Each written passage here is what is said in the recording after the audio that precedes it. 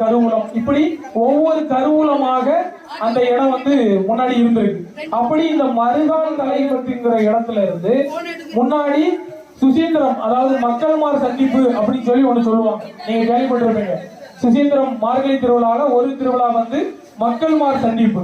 அந்த மக்கள்மார் சந்திப்புல குமாரகோவிலில் இருந்து முருகப்பெருமானும் கோட்டாறு வளமுடி விநாயகரும் அப்படி மக்கள்மார் எல்லாம் எம்பெருமானை தரிசிப்பது வழக்கம்.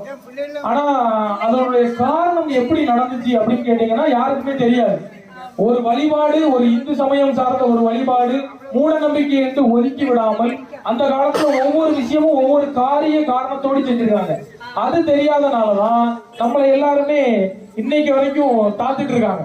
அது ஏன்னு நம்ம தெரிஞ்சுக்கணும். இன்னைக்கு நம்ம மருகால் கலைகண்டன் சாஸ்தா கோவில் கும்பாசியத்துக்கு வந்திருக்கோம். நல்லபடியா கும்பாசியத்துல சாமியை வழிபட்டாச்சு, அன்னதானம் சாப்பிட்டாச்சு, செவனேன்னு பேரக்கூடாது. ஏன் நடக்குது இந்த இடத்துல, இந்த கும்பாசியம் எதுக்கு நடத்துறாங்க, எதனால இதை செய்யணும் அப்படிங்கிற ஒரு விஷயத்தை நம்ம தெரிஞ்சுக்கிட்டு அதை செய்யணும். ஏன் எதற்குங்கிற ஒரு காரண காரியமும் நம்மளுடைய இடத்திலே எதனால் இந்த விஷயம் என்கிற ஒரு கேள்வியும் இல்லாத பட்சத்தில் நமக்கு அடுத்த கட்ட நகர்வு நம்மள்கிட்ட இருக்காது.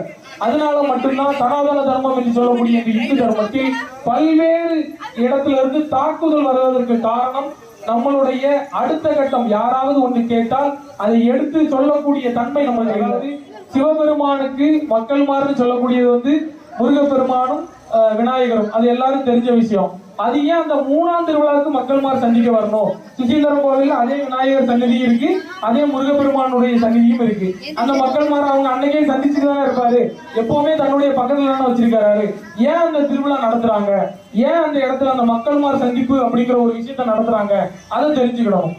அதுவும் ஏன் பக்கத்துல இருக்கக்கூடிய ஒரு முருகர் கோவில்ல இருந்து முருகர் வரலாமே, ஏன் குமார கோவில்ல இருந்து முருகர் சுசீந்திரத்துக்கு வர்றாரு, அதுக்கெல்லாம் ஒவ்வொன்றுக்கும் ஒரு காரணம் இருக்கு. அது தெரியாத பட்சத்தில் தான் மூன்றாம் திருவிழா ஒரு திருவிழாவாகவும் ஒரு ஆன்மீக வழிபாடாகவும் இன்னைக்கு நம்ம கடந்து போறோம்.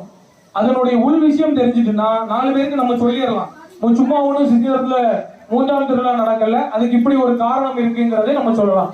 நாஞ்சில் நாட்டினுடைய வளம் கொளிச்ச பூமியில தாலுகாவாக இன்னைக்கு ஒரு மாவட்டம் எப்படி பிரிக்கப்பட்டிருக்கோ அப்படி ஒவ்வொரு இடங்களையும் தலைமை கருவூலமாக கொண்டு ஒவ்வொரு இடத்துலையும் ஒவ்வொரு விஷயங்களை வச்சிருந்தாங்க. அப்படி நம்மளுடைய சுசீந்திரம் நிர்வாகத்தினுடைய, அதாவது அந்த நாஞ்சில் நாட்டினுடைய நிர்வாக கருவூலமாக இருந்தது சுசீந்திரம். அதாவது சுசீந்திரம் கோவில்கள் இன்னைக்குதான் ஒவ்வொரு ஆபீஸா அந்த ஆபீஸுக்கு ஒவ்வொரு ஆள் இருந்துச்சு. முன்னாடி எல்லாம் அப்படி கிடையாது. கோவில் தான் ஒரு நிர்வாகத்தினுடைய கருவூலமாக அன்றைய காலத்துல இருந்துச்சு. அப்படிங்கும் போது ஆண்டுக்கு